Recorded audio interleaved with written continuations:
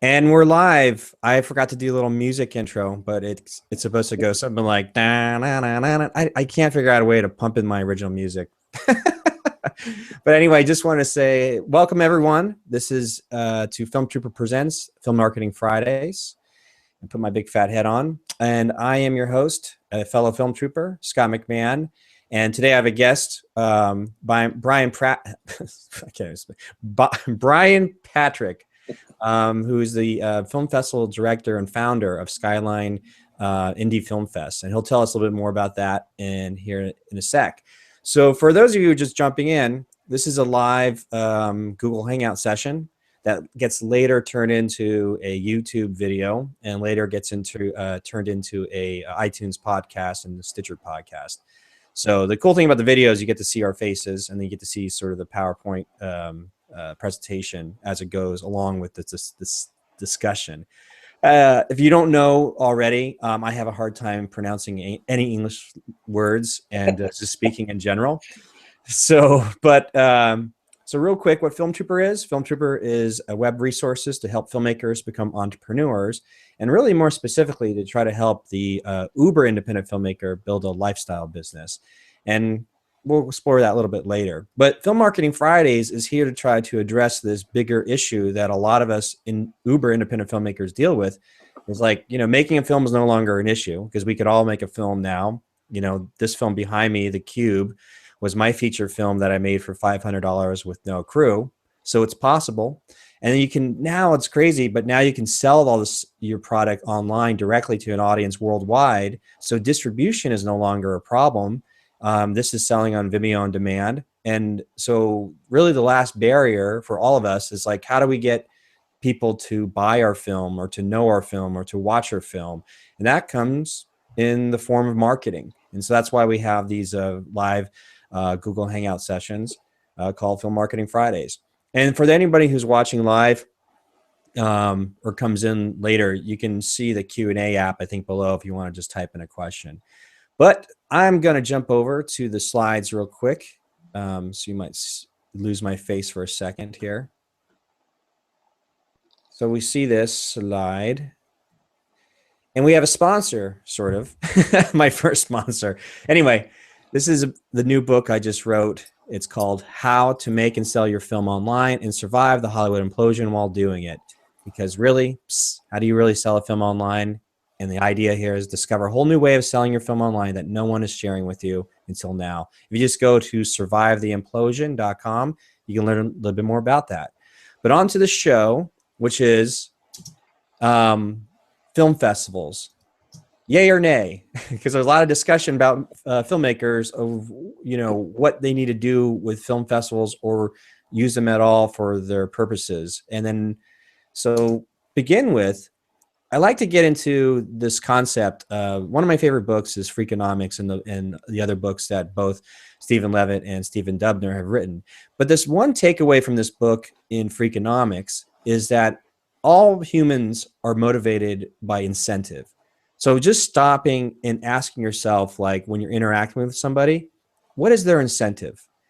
Just as if you're trying to get into like a business deal with anybody or a relationship or in terms of, a working relationship, is ask yourself, what is the incentive of this person? What is the incentive of me? And so incentive is a really great, strong word to begin this whole dialogue, which is simply, what is the incentive of a film festival? And we're really fortunate to have Brian on the discussion today because we can just ask him point blank, like, why did he start up his film festival and kind of explore deeper what his incentive is or what he feels the incentive is for a lot of film festivals.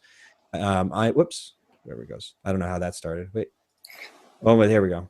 So look at me, my slides, my mouse went little nutty there.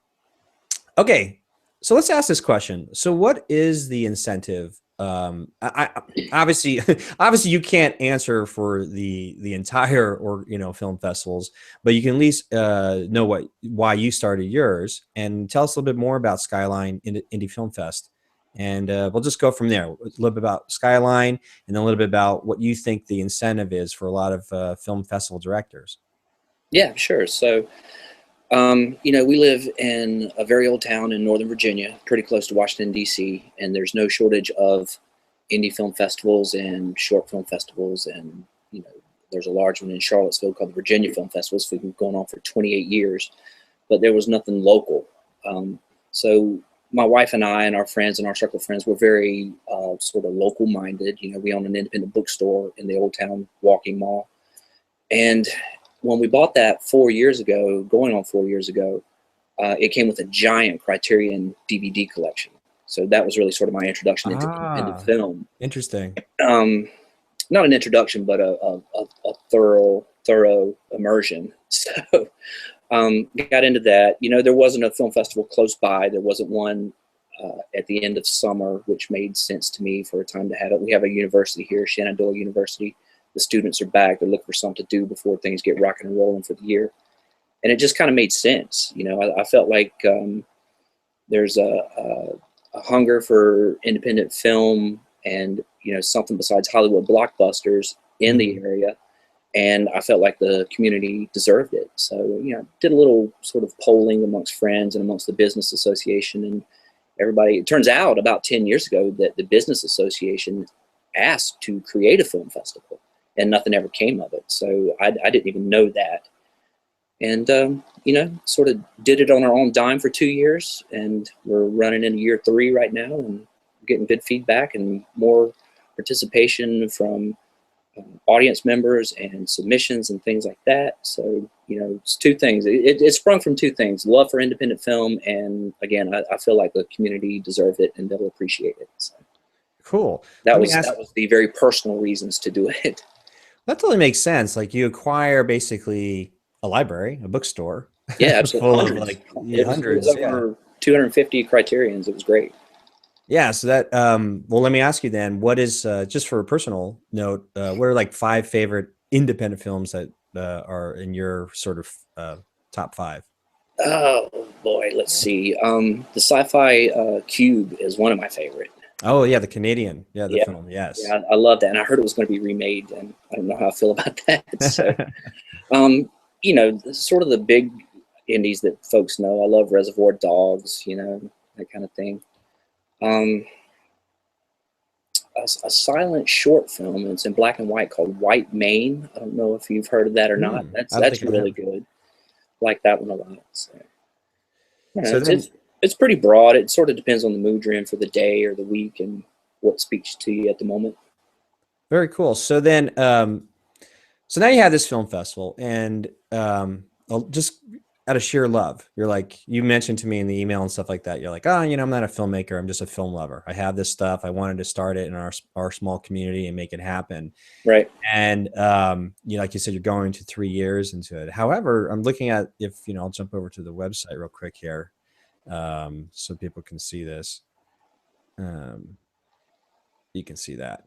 So what's interesting is you've had your best feature, fan favorite, Before I Disappear, was a film that I think, did it premiere at South by Southwest? It did. It premiered at South by Southwest, and I think it was, I believe it was fan favorite as well. Yeah. So how did that particular film come your way into the festival? Out of sheer luck and naivety, because I called up the filmmakers of the short that this is from, called Curfew. Right. And, I said, hey, heard you had a short film. You know, people say it's great. We'd love to have it in our festival. And the response to that was, yeah, we don't really look to pay festival fees and things like that. So I said, well, tell you what, you submit it, and if the screeners like it, then you pay. And he says, okay. Screeners loved it, of course, and everything. And it was later, after it was accepted into the festival, but before we screened it at Skyline 2013, that I realized that it actually won the Oscar that year. So, oh, right, right. So I called him back and I was like, hey, man, thanks for not, you know, blowing us off. I appreciate that. But so, you know, we established the relationship there and promoted the hell out of it because we loved it. And then it was going to be developed into a feature, and that happened even before I knew about Curfew, actually. And we just stayed in touch with them, and we were lucky enough that they submitted again, and it won. It pretty much swept our awards last year. Yeah, yeah. Let me ask you, so what kind of kick of just putting like a festival together in your small community, and what kind of feedback, what kind of residual feedback comes from it? Like more business opportunities for those involved, or more cultural connections with other event holders, or things like that. Kind of like, after the film festival goes away, filmmakers are like, they're submitting to a bunch of different film festivals, hoping to get in. Maybe they can travel to, this one, that one. Right. If it does well, wins awards, whatever. But after the festival's gone, what is the residual side effects, or the positive outcome that comes from putting on a film festival in any region, that you discovered for yourself? Well, it's it's year-round benefits really, because people talk about it year-round, and we have our posters up in our shop and things like that. Um, the immediate community that live in Old Town and in the surrounding area love it, and they talk about it constantly. So that's great. But being a shop owner, retail owner in that area, um, it's just exposure for people coming in from out of town. Filmmakers are coming in for the festival. Not a ton, but a dozen, 15, maybe 20, and they they've got to eat and stay somewhere and things like that. And if they have a good time, they talk about it, and it goes out on social media. And I feel like our feedback, or sort of the resonance after each festival, is really good and really positive. So, and that sort of fades down over winter and things, but then we ramp up our call for entries in March, so we sort of ramp it back up a little bit, and then as call for entries goes down, we start marketing attendance to the festival as opposed for the audience, instead of filmmakers submitting and things like that. So it's a year-round campaign, and the feedback year-round is pretty positive. So I feel like during festival weekend, the shop owners in Old Town are really, they're going to benefit from the festival happening in Old Town. So there you go. So that helps, like like a filmmaker understand, like trying to get, put the other shoe on to see, that world is like. And let me ask you, you had some of the experience you were asking, like, why is it common for like filmmakers always asking for like submission waiver fees? Like, instead, like when they say, hey, you know what, I'd love to submit to your festival, but can I get can I not pay the fee?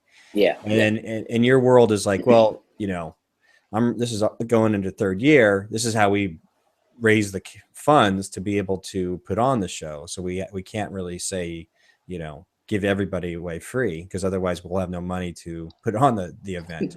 Right. I think that where that probably stems from is that there's some, advice blogs and so on like that recommend it to filmmakers, like, well, just ask. Maybe you don't have to pay. That's probably where it stems from, because Yeah. if they're submitting to so many, they're going to be just like, well, I'll just give it a shot and go from there. Yeah, But it never hurts to ask. I mean, everybody, it's a hustle on both ends. I don't think filmmakers are selfish in any way, um, but festivals sort of, in my experience, get a bit of a bad rap. Why is it so much? Why is it $50? And why isn't it $15?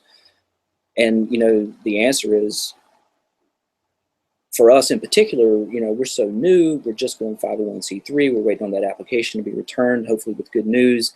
So we're not eligible for grants, really. We're just sort of dependent on the revenue made from submissions and ticket sales. And ticket sales come in at the very last minute.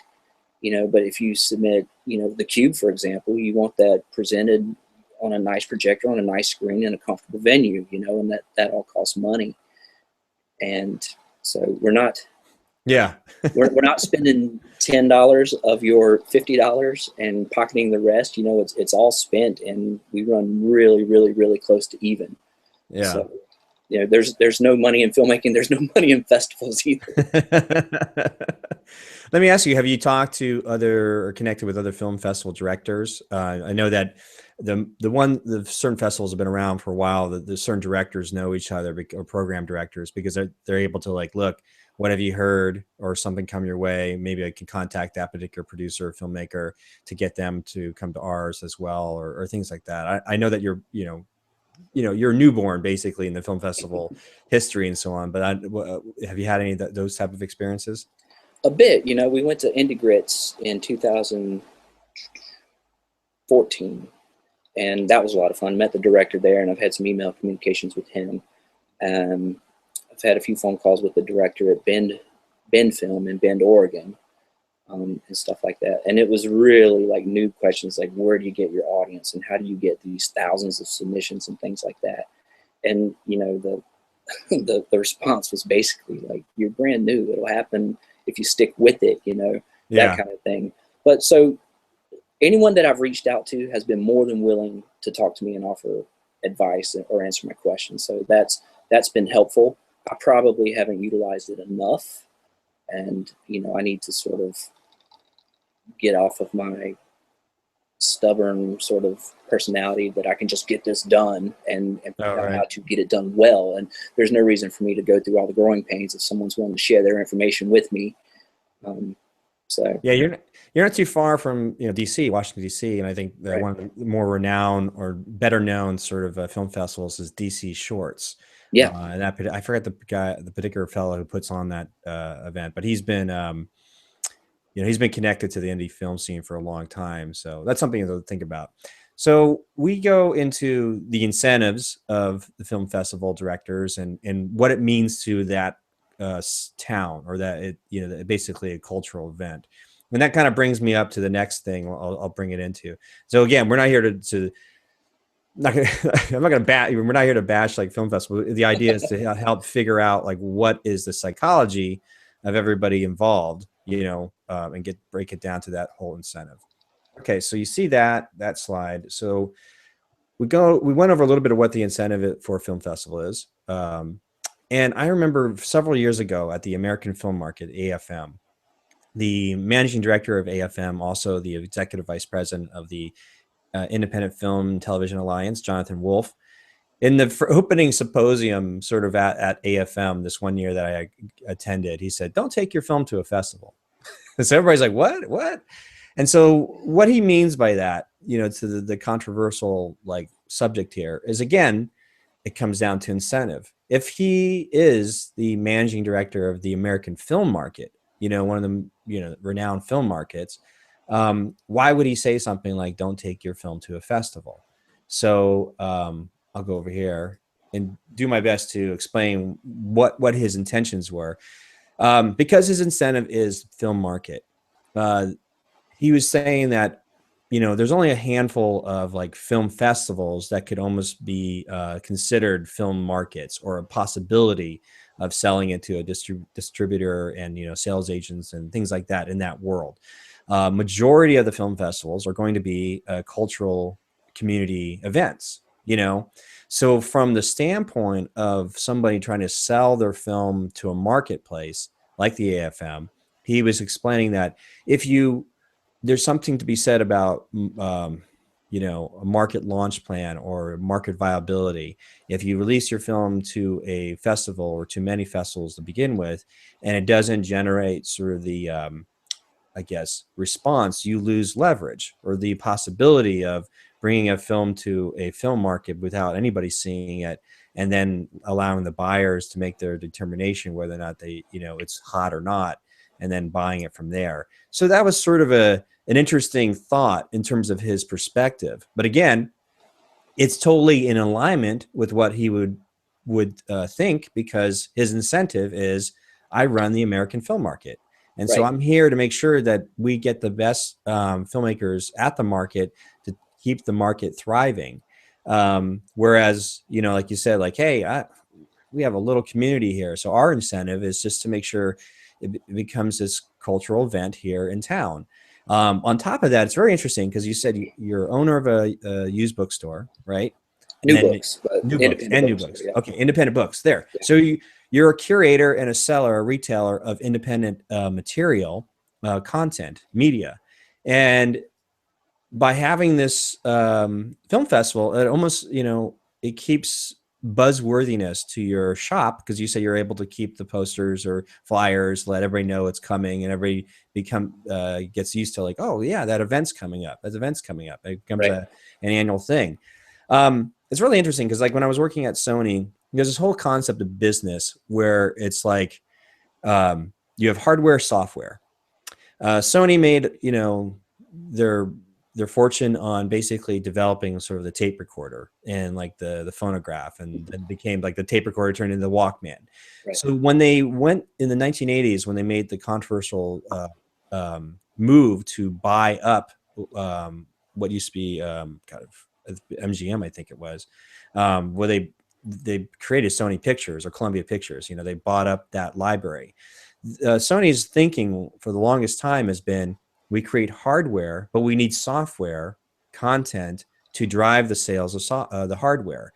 That's why they bought up Columbia Records. That turned into buying up Columbia Pictures and all the libraries. So when I was working at PlayStation, their philosophy, you know, bled over. They were going to spend money building a hardware, a PlayStation, and then they needed to fund developers for the software. I guess it's very much like the analogy of the razor blade and the razor, right? So we buy the razor for like whatever, $5, but then they sell us the stinking razor blades for like $30.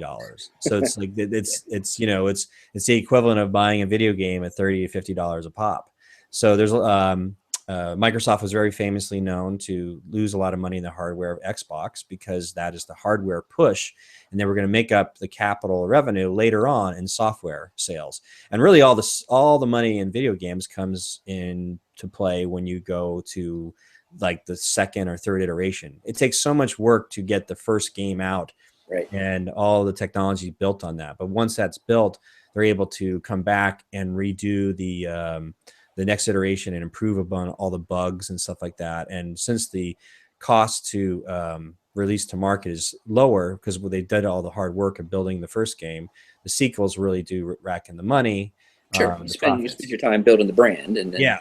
So I think it's what from an outsider's perspective, I go, oh, it's cool. You're an owner of new or independent books, new and used, or just media, and you have this opportunity because just you might not even know it, but having this film festival in place allows you to keep your store top of mind, but also brands your business to be like, this is the home of independence or independent art, or both music and movies and literature, you know? right. So that's the alignment of where you are in terms of the grassroots approach. I'm sure a lot of other film festivals started out that way. I mean, Sundance is, you know, historically took over for, it used to be called Sundance. It was called like the American Film Festival, something blah, like blah, that. Yeah. It's a long time ago. yeah. And so it's interesting because and every film festival, you know, builds up notoriety. I mean, for the longest time, South by Southwest was a quirky little, you know, event. Then start crossing over because it's hard right. to tell, like, wait a minute, there's a music festival, there's a film festival, there's a tech, you know, everybody's tech together, like the tech world coming together, and I can't tell which is, you know, bleeding into what, you know. And Tribeca. Now, the interesting thing about like Sundance and Tribeca is they also built in these education portals, like you have started with Skyline, which is essentially building a film lab. So the notorious, you know, or famous, prestigious, you know, Sundance Film Lab, like you'd only get invited to, but they harness these young independent filmmakers. And so when it's all built in because Sundance is a, you know, exhibition place, a distribution channel for this stuff, to a curator of the top independent films. And they built their pedigree in the 90s because they had enough films that come out of that film festival at the beginning of the year that would go on to make impact in the film world. And Sure. so every film festival is hoping to have, like, you know, if you want to see massive growth, it's like suddenly like, oh, you know, this film was premiered at Skyline and it just took off. Like, wait, what was Skyline? What's, you know, then that, you know, it puts you guys on the map, you know, that kind of stuff. But so it's all symbiotic in terms of the marketing push. Yeah. So with that said, going back, I'm sorry, I went off on a tangent, but I just thought it was fascinating in terms of what you're building as a business, but I could see it in your town where you would become like the go-to people for independent media, you know?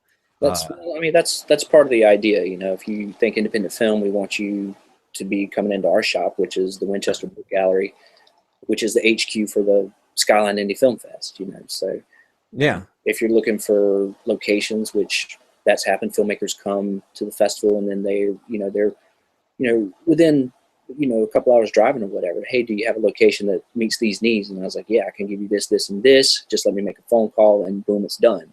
So the idea is to, have a great film festival, provide a service to the community in the form of the film camp that we hope to launch next year for the maybe 10 to 16-year-old filmmakers with a professional mentor. Have independent filmmakers who are already working and making films coming to Winchester to shoot films. I really want to build the filmmaking culture from the ground up here. We have a great exhibition sort of leg already because there's an Alamo Draft House here, and Yeah. I don't know anyone who doesn't like Alamo. So Yeah. Yeah. but those films are already distributed. They've got their distribution. So we're looking to start a couple steps ahead of that, or behind that, I guess, depending on how you look at it, but really sort of start a film culture and root it in Winchester. I definitely see. It's interesting you brought that up because I definitely see that the people have talked about it, but like the film festivals themselves could eventually become a curator slash distributor of certain films. So Yeah, it's like, these types of films of this region are so niched down, like, films of the Virginia area or whatever, right. just because they're shot in location. But I met some filmmakers online from Atlanta, and it's just seeing some of their independent films come out of that. You see such a breadth of diversity in the cultural that the actors and the people that they put on film that you don't see in the traditional streams of media that we see on television and movies. It's like it's fascinating about independent film now with everybody having access to these cameras. It's giving us a window into sort of their very specific niche culture that we're not getting enough of, or you don't see on a mainstream like Right. so. But with that said, like, I live here in Portland, Oregon. I could see, we have the Portland Film Festival, we have the International Portland Film Festival, and there's a bunch of other super niche film festivals that pop up all the time. But somebody who's able to start one of these film festivals like yourself, and then figure out a way like Alamo has done, the Draft House has done, where they have their particular film festival. I think it's the Fantastic Fantastic Horror. Fest. Yeah, yeah. So, but That's a circus too, man. That thing so is crazy. yeah, so they built something so unique, and they're in the business too of exhibition and distribution. Right. So, and the more outlets they have to exhibit their distribution niche or niche, just makes them much stronger. So I can't to me I can't see why Skyline couldn't be that thing where it's like we are highlighting, we're building our own film lab, our own mentorship program. We have you know this particular films that are coming out of our region and makes it unique for the community or whatever, but at the same time we can distribute to the world because somebody in like the desert might have this fascination with the Pacific Northwest where I live, Yeah. and what I mean, so they want to see more films in that region or something like that. So it's fascinating, but there could be a good shift here for a lot of film festivals to find their own voice, their own niche, and then more filmmakers go, oh, I see, these are the types of films that really do well in this region or something like that. But anyway, Yeah. Well, so our process, and again, having not spoken with a ton of other festival directors, our process is the film gets submitted, it gets screened by a panel of screeners.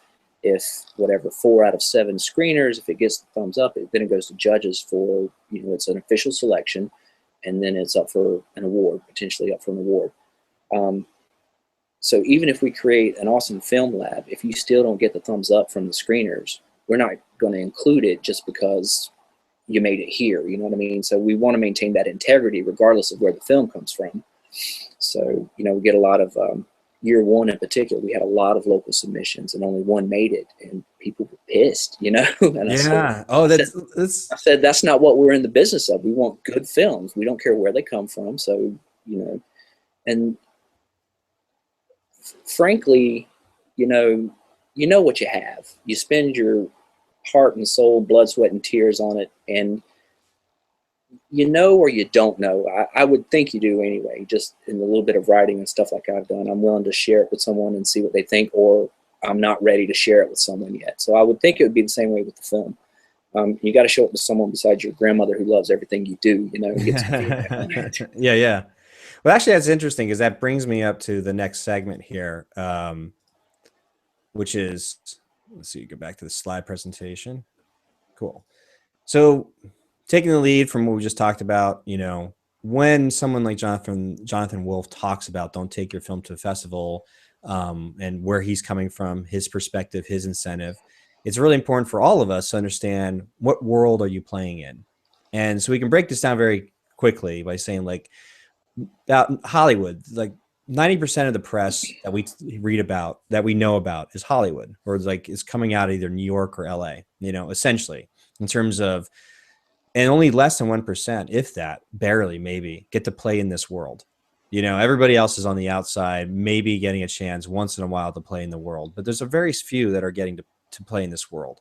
And when I say play in this world, there's, like, you know, I think there's only 5, 6 major studios that control everything in the world, you know.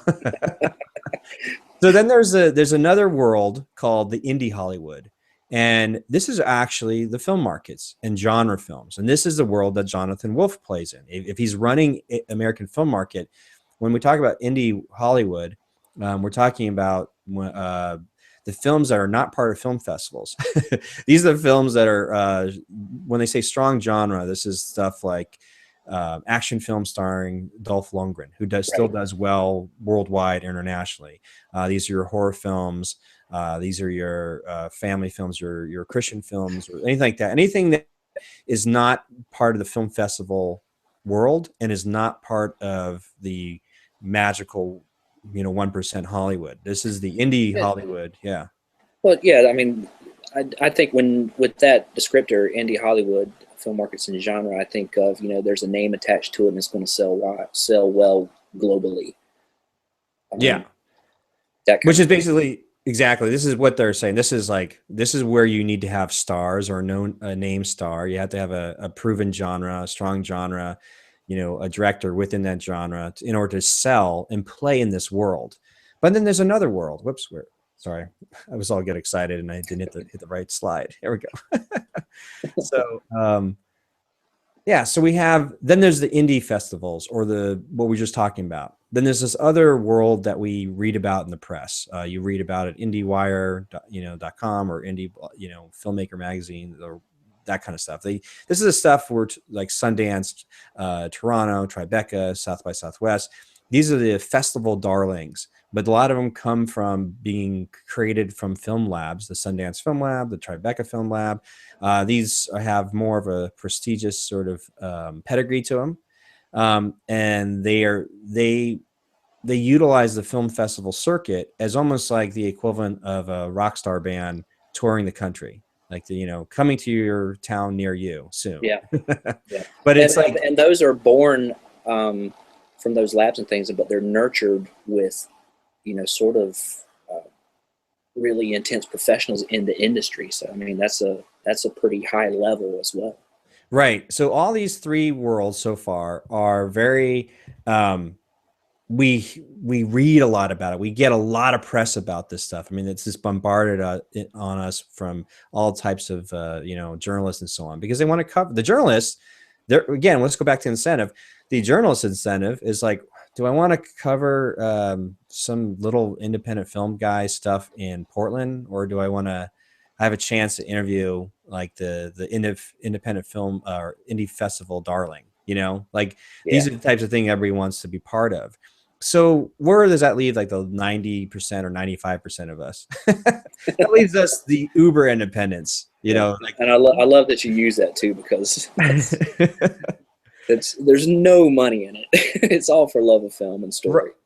So then that's important to understand, because I think what happens is, looking at this very basic breakdown of and being realistic of what world you're playing in, then you can match up or get yourself in alignment with what your expectations are.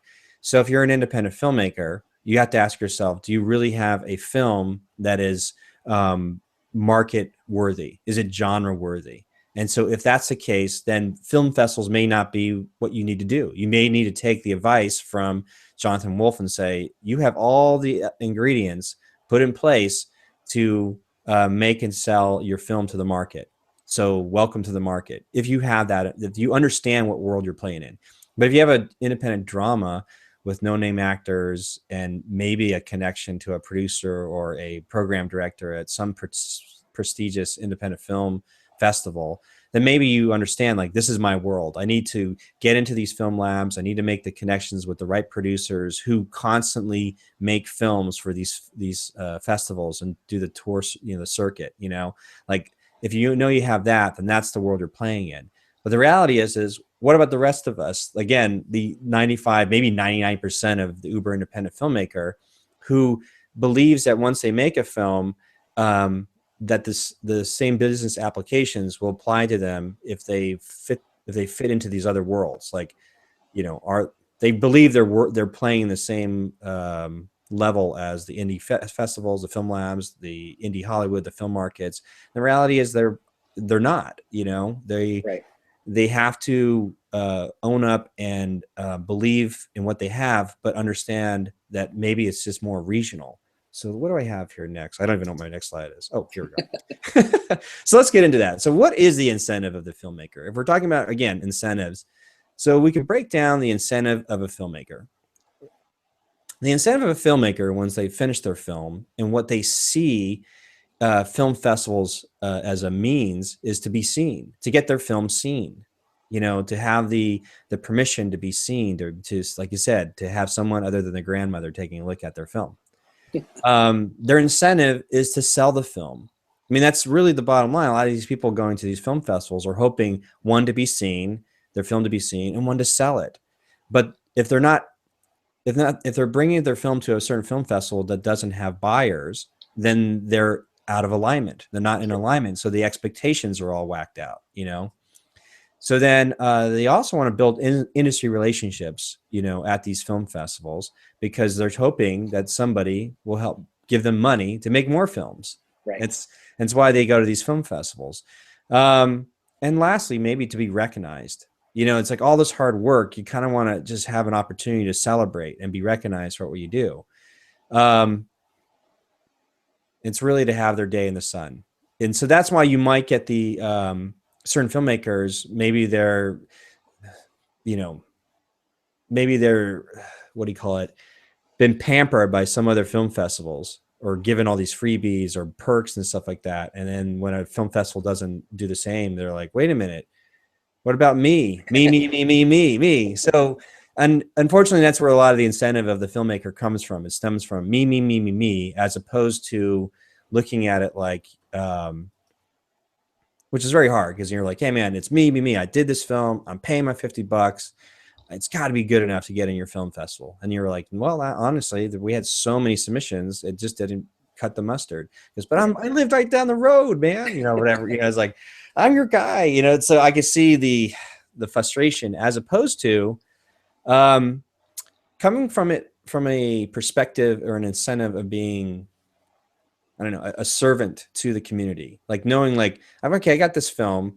I think it might do well for that community or that cultural event, because like this one right off the bat goes, okay, it's not playing in the 1% Hollywood. It's not playing in the indie film markets. It's not a genre, nothing. It doesn't fit. It's not an alignment. And it's not, prestigious, because it has no connections with any major film labs or any prestigious, top tier film festivals. So that would make me like, okay, if I'm going to submit it to a film festival or various film festivals, it's to see, like, how can this particular film benefit the community that it's going to be at, and like you said, and then you become a good Samaritan. You become a good citizen of saying, like, I'm proud of it, but I understand the bigger picture of, like, when it gets submitted to these film festivals, they just need to have a good, good set of film, a good collection of films that the community is going to come out and want to come back next year, So if that says, you know, made, like you said, it was a great. You were able to build a relationship with these filmmakers who made the Oscar-winning Curfew. Did it win the Oscar or did it get nominated? I forgot. Curfew won for best dramatic short. Yeah. Yeah. So then they were able to. I mean, that's a huge like notch in the belt for your film festival. Like, oh, cool. So we had an Oscar-winning I short. touted that everywhere. I still drop that now. You It's like, have to, you know, yeah, we had curfew. You don't know about curfew? yeah. So then you know, then But last year, to sorry to interrupt, but last no, year no. we had the short version of Krisha, which was the South by Southwest sort of breakout buzz film. I don't remember if it won or I don't think it got the audience award or anything like that. But they talked about it for weeks afterwards.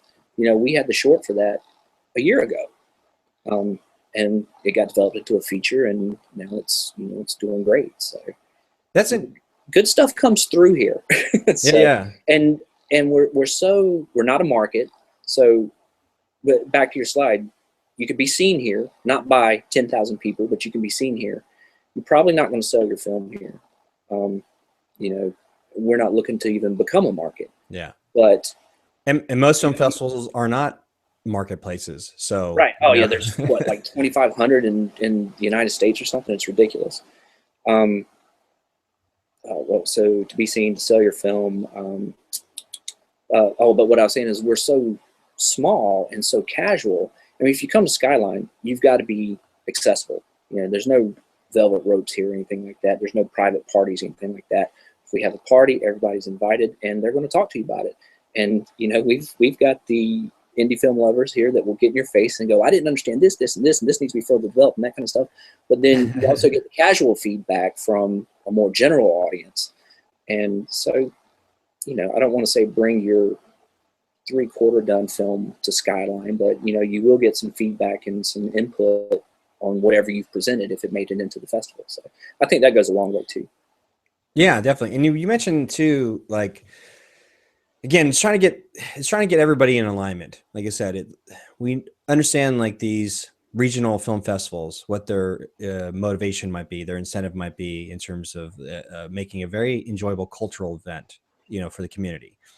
If in again, I'm going to break it down. Say we're not going to talk about Sundance. We're not going to talk about Tribeca. We're not going to talk about that world because if you can play in that world, then there's no reason to be watching this thing. You know, it's like this is really for like again all the uber independent filmmakers who are like, okay, take a deep breath.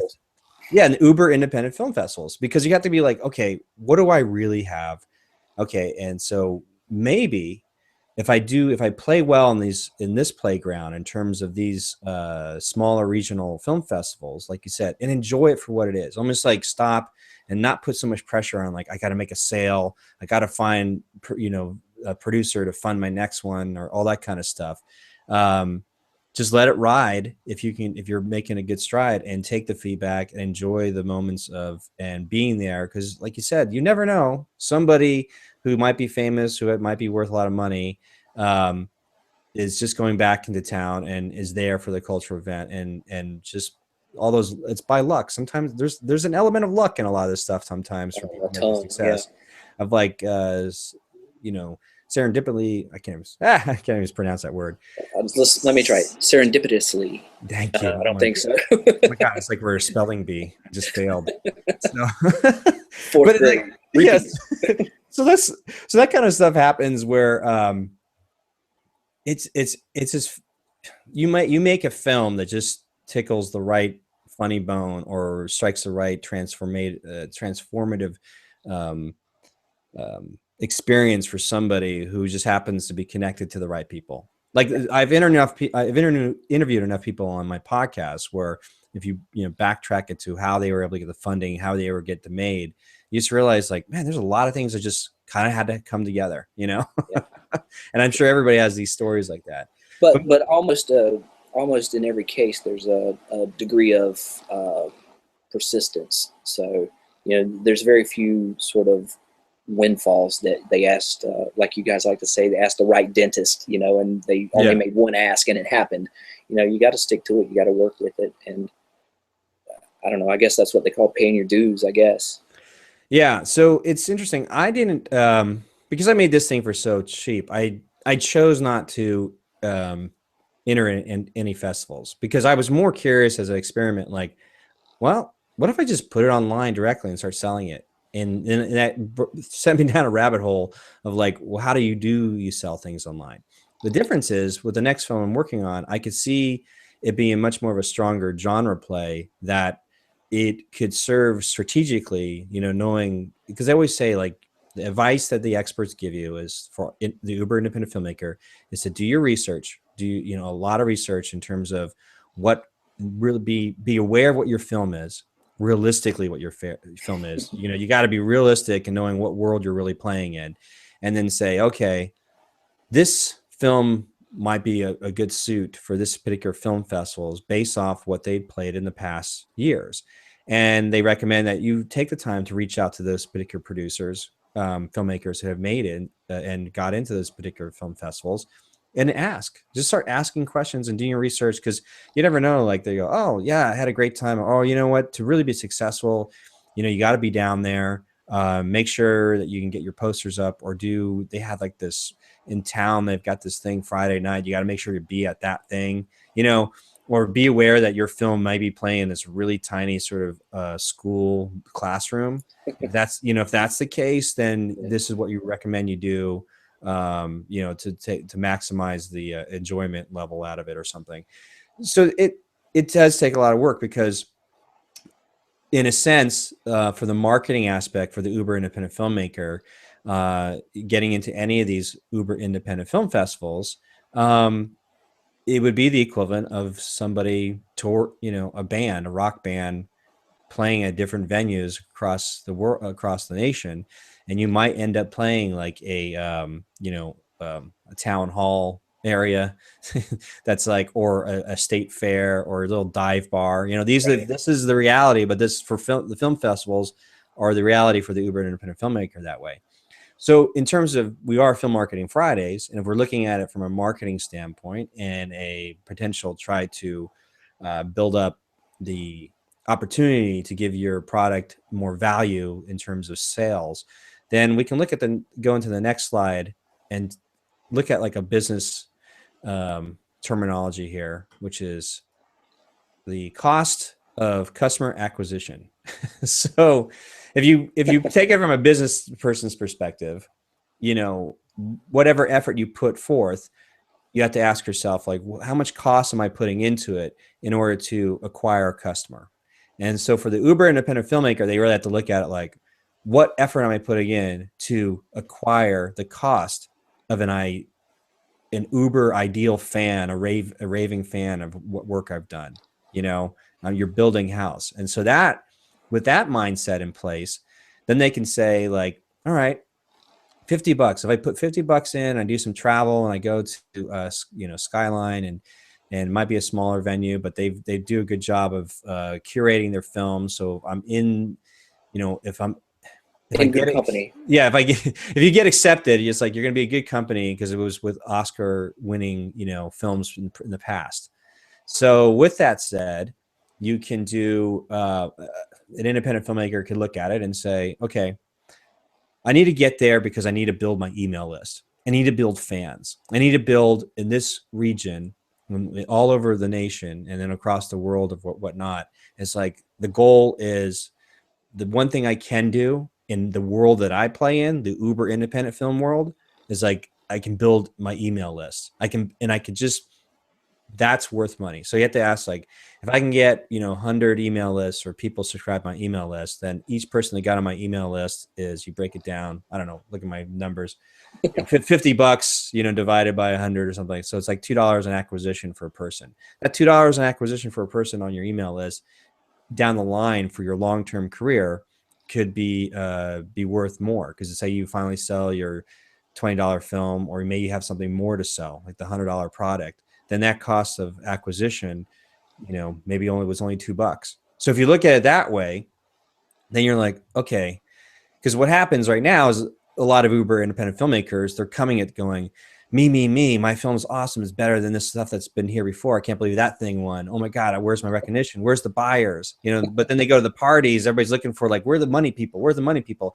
And reality is like, everybody's a filmmaker. Like, here's my, I'm a producer, I'm a director. and It's stopping. network. Yeah, Yeah. yeah, is the networking part, but a lot of them, you know, a lot of filmmakers are hoping to find the money people, you know, that money network. So everybody needs to like take, you know, what is it, simmer down and take a step back and go, you know what it is? When you go to these film festivals, you're going to meet a lot of other filmmakers. So that is the world you're playing in. Enjoy it. And you might meet somebody who's just a fan, like somebody who runs, like you said, runs a liquor store that's just a fan of these types of films. And so the difference is, it's like, well, how can I get that person on my email list? He goes, you know what? I'm going to make another film. I'm going to come back here again, but I want to keep you up to date in what I'm doing. So you use the opportunity as an Uber independent filmmaker to use the film festivals as your independent rock band. You're touring one dive bar after another dive bar, but you got to make sure that you get some costs of customer acquisitions. You Yeah, got you can't resent it either. You know, you got to get there and yes. you got to do the work, and you got to appreciate the 6 people that came to your screening. You know, you can't just be, even if it is frustrating, I'm sure it would be. Yeah, I don't want to see an empty auditorium at a venue at my festival, and I know the filmmaker certainly doesn't want to sit there and, you know, with 6 people. But you know, at the end of the movie, those 6 people, they might have questions. You got to sit there and answer them, and you got to be gracious. Yeah. So No, that's a good point. So the thing is, you know, your incentive is like, I want to make sure that every, you know, showing that we have, whatever film we have, is as packed as possible, because that helps the festival.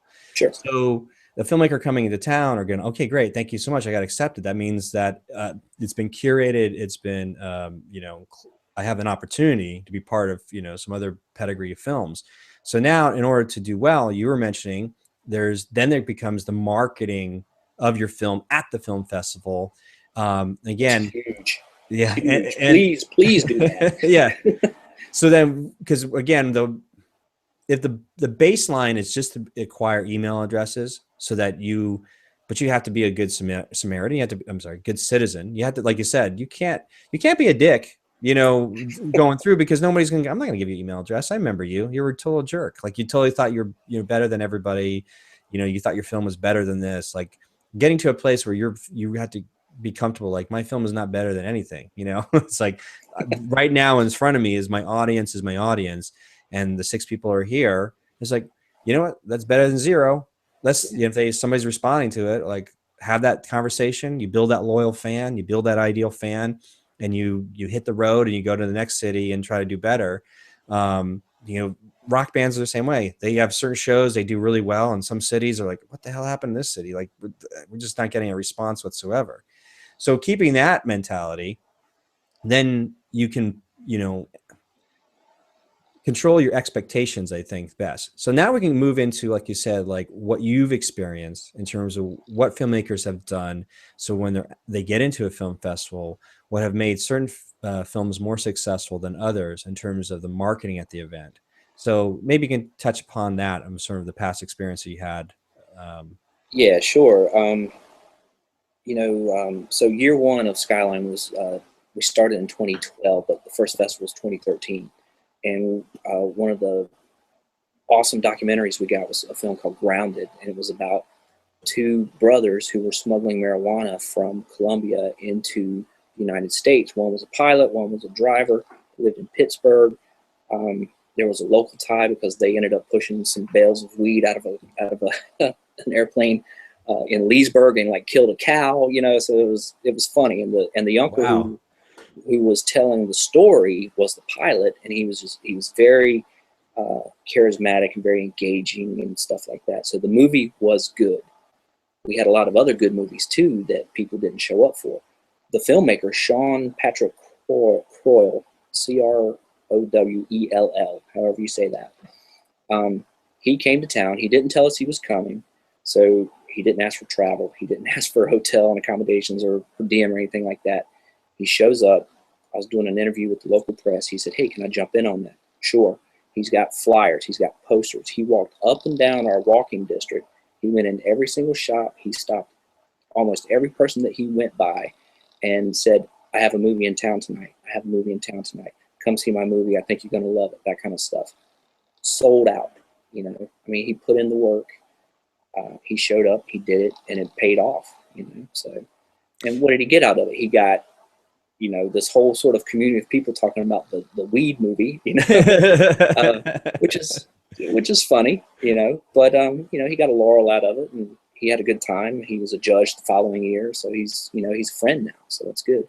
But you know, the payoff, the venue was small. It was 60 people maybe, and then 60 seats, and then it was standing room only, so maybe we probably got 100 people in there. But you know, he did a good job, and other filmmakers who were there didn't do their own marketing. They maybe sent me 15 postcards and asked me if I could put them in the coffee shop or something like that, you know. So he was sort of committed to getting the word out. He took it upon himself to promote his own movie, which, you know, which paid off big. So, Yeah, there's Napoleon Hill, who wrote Think and Grow Rich back in like 1937, 38. He has like a quote saying like, you know, little energy will give you little result. You right. know, a lot of energy or a lot of, you know, commitment, whatever, will give you a higher result. You know, yield. Basically, just it's like when I was playing baseball, it was like that. You know, the inertia of energy. It's like, you know, got to keep your body moving so you're not just standing still when the ball's hit to you. You know, it's like you gotta put, it's a little energy put in. You know, you might only get a little result. More often than not, that's the case. Right. So that totally makes sense. What's really interesting now is, you know, with all these available cheap technology, you could actually bring the camera that you shot your film on to the festival and use it as behind the scenes, or use your phone. What I did here for the Cube was I held a local premiere, just for the, you know, locals. And one of the things they teach us in terms of successful online entrepreneurs is that if you're going to throw your own event, you know, just don't make it a vanity event. Don't just like spend all this money to like do your own red carpet and kind of just, you know, play that world. They say when you're sort of new to a city or just putting an event like that together, make it a networking event. So make it about other people or make it about a certain cause, and then your film could just be part of a side note to it. So what I did is I put together like this Film Trooper Awards. So I was honoring the other filmmakers in the city that I had an opportunity to work with, and I didn't realize that a lot of them didn't know each other. So I became this curator and somebody who brought people together, showed off their trailers or some of their short films, and then I had to make sure that the venue was close to a bar afterwards. You know, Yeah. like, you know, I've been to events where I had to like walk, or the parking was terrible. It was just like the whole experience getting into the theater was frustrating, and then not knowing where everybody's going to go to the party afterward. It was just, you know, you got to make it really easy for people. Like, Right. parking's easy. No thinking involved. Yeah. And it's like, oh, there's a bar right across, and everybody just get together and have a good time. Because you know, they're going to remember the good times, and they might remember a little bit about the film. So with that said, I was making sure that I took photos and video and making sure I got, you know, responses from people coming out of the event. I don't see why the Uber independent filmmaker can't do that. If you were able to get into a number of Uber independent film festivals and you look at it as a perspective of you're a, you know, independent band and going to a bunch of dive bars, each event you would be at, you know, each festival you're at, you should just make sure you have somebody in your team recording the reactions of the audience or people coming out of it and getting testimonials. Because later on, when you come back to home base, you'll have a collection of media footage that you can edit and make it look like you had a bigger, more successful run than you probably did, but use that as marketing materials later on to sell your product online. So that's one advice, like I said. But if you were able to do all this legwork while you're at the festival and get more people there, and you win and get footage of you winning, like, and the audience award goes to, you know, the Cube, whatever. It's like, and then another city, you get a bunch of those. That's social proof. That's validation where somebody's just looking at a quick highlight reel of everything that this film has done. It puts in the back of your mind, like, well, it looks like, you know, they had a good run, or it looks like it's worth it. Because a lot of times we see online, all of us are getting pushed basically spam, like, hey, check my film out. It's like, you know, that's kind of basically spam, you know. And I remember Joe Wilson, who's a filmmaker in LA, talks about that. You know, you're just basically spamming people that way, as opposed to offering some content or relevance of like maybe a highlight reel of of awards or something to make somebody feel Yeah. compelled to go, oh, okay, yeah, I'll check this out. And so you could do this on your own, because it's funny, because that's sort of what if you work back, if you know what world you're working in, if you're working in the independent film lab and prestigious film festival world, they're using the film festivals as means to like gain press, and have people talk about it, like, oh yeah, I remember seeing that as a premiere at South by Southwest or Tribeca or Toronto. He goes, and the press has really been taking this, and it eventually landed distribution. So by the time it hits like iTunes on like the independent section of the new and noteworthy, it has enough laurels on it, and maybe you've heard about it because, if you follow independent film, you might have heard somebody talk about like, oh yeah, like the girl, whatever, the girl next door or something. I don't know, whatever. It's something. The same principles could be done for the uber independent filmmaker. They just have to get creative in that sense and not feel entitled. I think that's the biggest thing, is like, filmmakers just can't. They dream of getting that prestige. They dream of getting the recognition. They dream of the red carpet, the private parties, the being, all the stuff they read about those who have been successful. I mean, they want it so bad, and they like, it's like, I've got this film. Why aren't we making the headway like everyone else is? You got to just step back and go, this is what I have, and this is what we can do on our own. And we're going to get into these film festivals. That's an honor. How do these film festivals work? How's the best way to work them? How's the best way to promote at their film festivals? How can we be good citizens in the community, so that knowing that our number one goal is to get there, to acquire email addresses, to build fans, to get footage that we're going to be used later, and to, that we can sell our stuff directly to fans online, but use this as social proof. Right. So that's probably one of the biggest advices.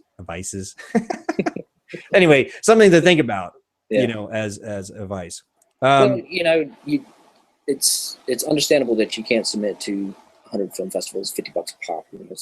It's real money, So you have to, like you were saying earlier, decide who's it playing to. Do you think it's going to play well there? What have they played before? That kind of stuff. But for every festival that you do get into, that's social proof as well. You don't even necessarily have to get an award laurel, but an official selection laurel, it's got some weight to it as well. So yeah, and it's when that happens, it's sort of like, nowadays we've been bombarded with those laurels so much that I think that the uber independent filmmaker needs to take the extra step and go, not only will I show you the laurel, but I'll show you like clips of what happened at that festival. So I think that's a great idea. Some kind of connection that way. It's because I've seen a lot of films, I'll see like laurels and stuff like that, but you look at it, there's something subconscious like, well, if it's not part of the major pedigree of film festivals, then it's like, oh, maybe they got in a lot of film festivals, cool. But if you look at it, maybe there's one or two on there. So sometimes like too many. I've seen like posters where somebody put like, there's like nothing but laurels, and then like the title and stuff like, it's like there's understanding of how you market it and like how it's perceived of whether or not it gets the results you want. Yeah. So I'm going to wrap it up. I want to try to keep this to an hour, but I want to go to this next slide and kind of take it to the home stretch here real quick. So we talked about customer acquisitions, and again, since it's Film Marketing Fridays and we're talking about marketing, and we're talking about marketing at a film festival, and how a film festival needs to market to the community, and how a filmmaker can come in and help the film festival market the festival plus their film. Getting to the bottom of really what's important is, what is marketing? And I call it it's communicating to get a result. So you're very focused and targeted, and knowing like, if my result is to get email addresses, then I need to do this. If my result is to acquire video footage of people at the event or at the film festival, then I need to do this. If my result is to try to get a reward, an award or whatever it might be, then I need to market or communicate effectively to get that result. And oops, I'll go back here. So that's just something to keep in mind as like the basics of marketing. It's just knowing what result you want to get out of it and being really clear about what world you're playing in. Right. And so you can play more effectively within those rules. and not be out of alignment with and have your expectations all out of whack, because that's where disappointment and bitterness come in, you know. So obviously somebody like you, for your local filmmakers, you know, it was brand new, but you had to like set a precedent, like it's got to be good. Just because you're local, it can't be. We can't do that. We has to be something that people are looking forward to. They get value out of it when they sit and watch these films, you know. And if Yeah, you want, you've already shown this to your uncles and cousins at the family reunion, and sure, they might come to see it again, and either enjoy or suffer through it, whatever the case may be. yeah, But we want a broader, more general film savvy audience to enjoy it. So I wonder if you could do something like where, like, just for the locals. This is me just off the cuff.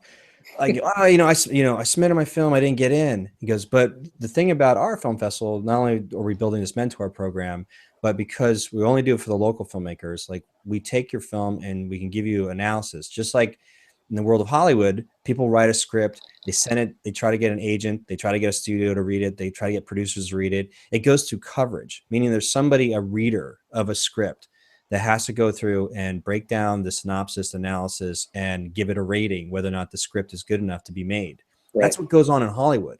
So it could be the same thing to be said in terms of if they're willing to. It's like, look, if you're willing to submit to the film festival and it doesn't get in, you are more than welcome to submit your film to the feedback workshop. So it's like a private, you know, mentors come in and says, like, we looked at your film and this is where it could be stronger, you know, something like that. I mean, it's one of those things is like, in order to give back to grow a more adept, you know, community. Mhm. I don't know. I mean, that's something to think. I mean, you probably I, have something in mind, but yeah. I like that. You know, we're looking to do a screenwriting competition as well, but it's been really hard to find readers, Yeah. qualified readers. I mean, I can read it, but you know. So, but yeah, I like that idea. If your film is submitted to Skyline and it's rejected, I'll share all the feedback with you if that's what you want. But you know, again, you know what you have, or you should know what you have, and some of it's pretty brutal, and people don't take it well. You know, a lot of it is um, a critique and things like that. But some of the stuff we get is really bad, and you know, Yeah. the screeners let them have it. You know, so I think it's, I'm reluctant. I don't want to be mean, yeah. but you got to be brutally honest sometimes. You know, there was this film called The Curse of the Rattlesnake People, and there are no snakes in it, so that's a little misleading. So There you go. I think it's the incentive of the perspective of the filmmaker is usually, because anybody knows out there listening to this, making a film is just hard. Like, you know, no matter how many years you've been doing, some things get a little easier here and there, but it's just hard. And you get a lot of people sometimes together, you make this thing and you move forward and you got it finished. And the most disheartening thing is you make something, you bleed for it, and then an audience reaction is, eh. It's like, oh, that's like worse than, like, you'd rather have people go, oh my God, it's so bad. Like, I would put that in Mystery Science 3000. Like, at least it could be like The Room, you know, like something like where it becomes infamous, you know, like to be in that weird middle ground where it's like, yeah. yeah, no impact is worse than bad impact. Yeah, it's like Yes. either, So, you know, I don't think I have the constitution to try to make a film and put it out there. I really don't. So yeah. kudos to all you that do. Thank you. Well, hey, thank you so much for coming on and sharing your insights about your film festival and why you're doing it and putting it forward. And, you know, I don't know if we covered what needs to be covered in this episode. I was really trying to bridge the gap between both the incentive of film festival organizers, as well as filmmakers, you know, on behalf of them, in terms of how we can, how from an outside perspective, you can see why there could be some disconnect, Sure. why there could be um, resentment or bitterness or disappointment in and what they're hoping for. You know, like I said, unfortunately, there are a lot of filmmakers that they get into a film festival, or if they can get into free, then they're expecting, like, well, I hope somebody could pay for me to come. So, like, it shouldn't be like a given. There are some festivals that will, you know, take care of per diem and room and board, which is phenomenal, you know, Right. to bring them out there. that's a perk in itself. I mean, the reality is like when you're playing as an independent, band and touring, touring the country, it's from dive bar to dive bar, that dive bar is not paying you to come stay at a motel. They're like, we're Right. paying you to, We've got the cheapest floor in town. So yeah, yeah. So that's one thing. I mean, I guess that analogy is like, at least, the bar is paying the independent band like $50 or something like that. But the independent filmmaker needs to see it as customer acquisition again, the cost of customer acquisition, and understanding the customer is really your fan, or building this loyal fan base and building that email list and building the social proof, and utilizing that as your marketing tactic.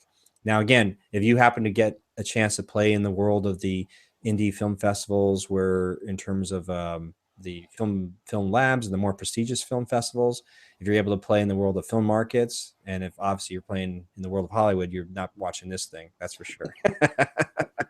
yeah. Well, I'd just like to sort of leave it with, we're on the same team, and it's a negotiation. It's not a contemptuous relationship, or it doesn't have to be. So, Yeah, submit your film. I'll do my best to get people to watch it, and let's have a good time. Sweet. Hey, just that. I mean, I don't even know what your rules are. Is there like a time limit in terms of like how old a film has to be to get in? Officially, no, but relatively Yeah. contemporary. So 4 or 5 years or so. I do want to see your college film from 20 years ago, but it's not going to make it into competition. So, There you go. any genre, any length, any category, any topic, nothing's off limits. Which everybody just sort of, you got to pick a niche. And I'm not interested in that. Maybe we'll have to. I don't know. But so any type of film, any topic, any category. Relatively new and undistributed. That's the only thing. So, we've had a lot of films submit and pay to be submitted, then they pick up distribution, and we go, sorry, that's not what we do. So maybe that's our niche. So I see. Interesting. Cool. yeah, but for example, if Ex Machina had submitted, yeah, we're going to go ahead and play that. Yeah, yeah. Before we bought them. So, but that's so maybe that's our niche. Undistributed contemporary films. Oh, I'm sorry, I didn't keep interrupting. Now you got to hit me on the thing down a rabbit hole of like, why do film festivals don't want films that have already been distributed or anything like that? Well, there's so many personalities at film festivals. So there's competitive, not competitive. There's curated. There's just all kind of animated shorts only, and black and white only, silent only, that kind of stuff. So I think to remain a true indie film festival, I don't want to say true because I don't want to sort of stick my nose up in the air. But our goal is to help filmmakers in any way we can keep making movies. So, if A24 buys your film, you're kind of out of the realm, out of the environment where we can help you anymore. Yeah, I see. So you've advanced beyond our reach a little bit. So and hopefully that'll change as we grow, and we can get relationships with distributors and stuff. But again, I'm not looking to become a market here for film. Yeah. And those roles are full already. Very nice. It's great because you have a great self-awareness of what you want your film festival to be, what you want your community cultural event to be, and it's good. And like that's hopefully the filmmakers that come submit understand like they are also to be in the same alignment with what your mission is and what their mission is, and like I said, be a more harmonious. Not that it wasn't, but I'm just saying that in general, to avoid some of these misunderstandings and misperceived notions, or that can happen often sometimes for a lot of uber independent filmmakers. I lay it out there for them. I say, look, this venue only seats 125, and if you break your neck and we sell it out, it's 125 people. Is that good enough for you? That's what we got. So yeah, and a couple of people have said, oh, no, I'm not going to do that. So, but wish them well in other aspects. So. Well, very cool. Well, let me just finish this up here. Let me real quick pay my version of the bills. So we just run over a little over an hour. Those of you see the slide here is, again, if you are a filmmaker and you're stuck trying to make your film, then I offer you a free gift over at freegearguide.com. This is a equipment list of everything that I use to make my feature film for $500 with no crew. And again, it's just a fun little PDF over at freegearguide.com. You jump onto that, you get that. You're also part of the Film Trooper email list, and you get all the updates of what's going on over at Film Trooper. And with that said, we can say, you want to say goodbye real quick, Brian? Yeah, sure. Just thanks for having me on, and I appreciate it, and keep on doing what you're doing. I think it's great. Thank you. And I will make sure that we have your info in the show notes over at filmtrooper.com/70. That's the blog post that'll be under. And yeah, so we'll get more information about Skyline and the stuff that you guys are doing. Sounds good. So that's it for this session of Film Trooper Presents Film Marketing Fridays. We'll see you guys next time. Thanks for checking in. All right.